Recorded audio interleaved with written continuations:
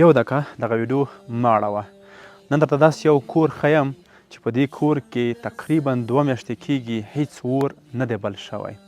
نن درته داسې یو کور ښیم چې په دې کور کې هیڅ سرپرست شتون نه لري. نن درته داسې یو کور ښیم چې په دې کور کې د ماښام ډوډۍ نه بل څه ته هیڅ امید نشته. او نن درته داسې یو مرکۍ ښیم چې هغې 2 خپې یې نشته او په کاټ کې ناسته ده، فقط د خپل کور ته اندېښنې کوي، سوچونه کوي او فکرونه کوي. غواړم دغه کور وګورئ. زما تر شا دغه کور چې تاسې ګورئ دغه کور ده او په هغه توره شپه کې یوه مرکۍ ناسته ده. قدرمن لیدونکو، مخکې له دې چې مرکۍ ته ورشمه، راځئ د دغې مرکۍ کفالت په غاړه باندې واخلو، ځکه دا داسې یوه مرکۍ ده چې 2 خپې نه لري. نن داسې یو کور ده چې 2 میاشتې کېږي په دې کور کې هیڅ اور نه دی بل شوی. نو له تاسو نه مې هیله ده، له تاسو نه مې غوښتنه ده چې دغه ویډیو در سره شیر کړئ او د دغې ویډیو شیر کولو سره به انشاءالله دې مرکۍ ته څوک پیدا کېږي چې د دې کفالت په غاړه باندې واخلي. په دې اجر او ثواب کې موږ داسې ټول سره شریک وو. تاسې ته به د کور نه معلومات کېږي چې د دې حالت واقعیت خراب دی. ښه، راځئ دغه مرکۍ سره خبرې کوو، د دې مرکۍ نه اورو چې دا څه ستونزې لري او څه مشکلات لري.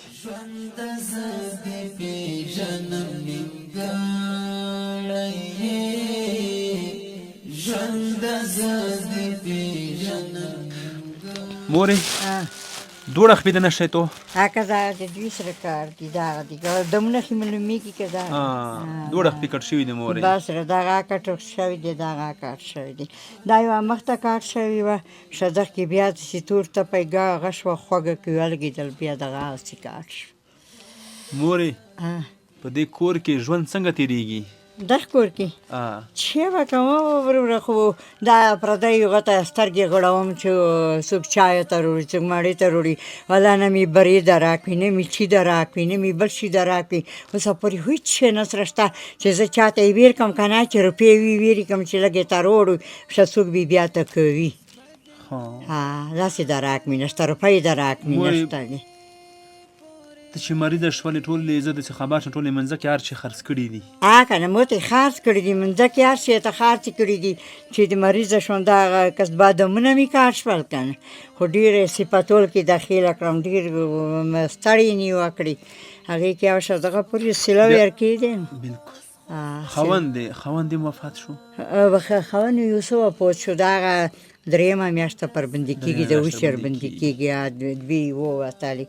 بابا چې په ناکه وشه یورې زړه یې پرېښود، زړه مې رېزیو ته ولګي. دا که مورې دومره دردونه یې تېر کړي دي، حتما مې زړه کې ورپرېږدي چې دا ټول منځه کې یې خرڅ کړلې، بیا هم تو ته دوي وکړله. مو ته دوي وکړه، مور نه یې داسې ونه وي چې زه دې نه ستړی یم.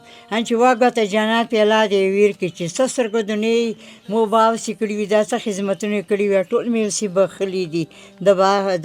د یار وسارې دي چې وبې بخي. بس مو ستړی یې ډېره کړې دي. مورې اوس خو په دې کور کې اور خو نه بلېږي، شی خو پخېږي نه؟ نه، شی خو ولاکه پخومې. دا یوې بلې خونې ته، دلته مې خور خونه دی، د تره زوی خونه مې دی، دا یوه بل ته ښه ګذاره دی.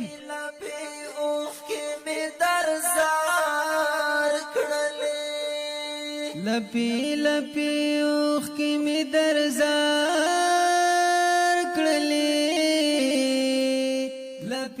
راځئ موږ تاسې فرض کړو که دا زموږ او ستاسې مرکۍ په داسې یو حالات کې وي، موږ تاسې په زړه باندې به څه تېرېږي. راځئ دغه مرکۍ هم درک کړو، راځئ هغه د خپلې مرکۍ مینه ورکړو، راځئ د دې کفالت په غاړه باندې واخلو، تر څو په دې توره شپه کې خو ناسته ده چې رزق خو ورته ورسېږي، یو ډوډۍ یو چای خو ورته ورسېږي، ځکه 2 میاشتې کېږي په کور کې اور نه دی بل کړی. نو زه به ډېر خوشحاله وم چې کله یو څوک ووایي چې د دې مرکۍ کفالت موږ په غاړه باندې واخیستو.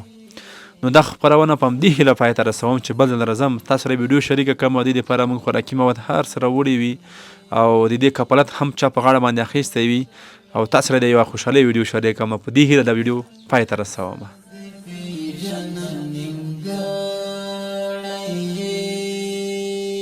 څومره در په در یې څومره ستړی یې ژوند د زړه